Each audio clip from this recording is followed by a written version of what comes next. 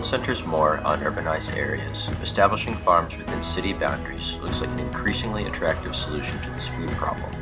Currently, urban agriculture is spreading throughout countries in the form of vertical farms, which essentially are multi-story buildings that house new technologies enabling crops to be grown more efficiently, sustainably, and at higher yields in comparison to traditional agriculture. Assuming these farms succeed in producing food sustainably, they can then start to decrease the need for producing fertilizers, irrigating acres of land, and transporting food, just to name a few issues, all of which require energy. We're going to reach a tipping point very soon where traditional agriculture can no longer supply enough food for the people living on the planet.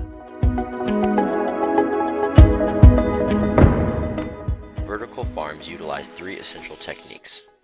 Firstly, most farms incorporate LED lights, which are low cost, extremely efficient, and can be set to specific color wavelengths to provide optimal growth conditions for targeted species. The construction of most vertical farms also takes advantage of the sun path, which provides a free and renewable secondary source of lighting via large windows and skylights. And food comes from the land. Everybody knows that. But not anymore. It can't come from the land anymore because we've used it all up. Hopes to create a livable environment for our food, just our food, and us, so that we can live peacefully in cities without worrying about where it comes from. And if you do that and leave the country alone, it will take care of itself. Guaranteed. A small tract of rural tranquility located at the top of an old multi-story industrial building. Local residents are encouraged to help out in the garden. This is basically a simplified version of Karasic's vertical farm concept.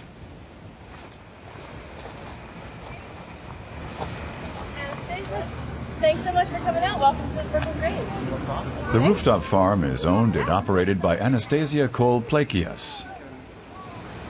Tell me about the roof. How large is it and what kind of things do you grow and who do you sell to? We are standing on an acre roof. It's about 40,000 square feet. And we grow about 16 to 20,000 pounds of produce every year. We sell a lot to restaurants. We also sell a lot to the community.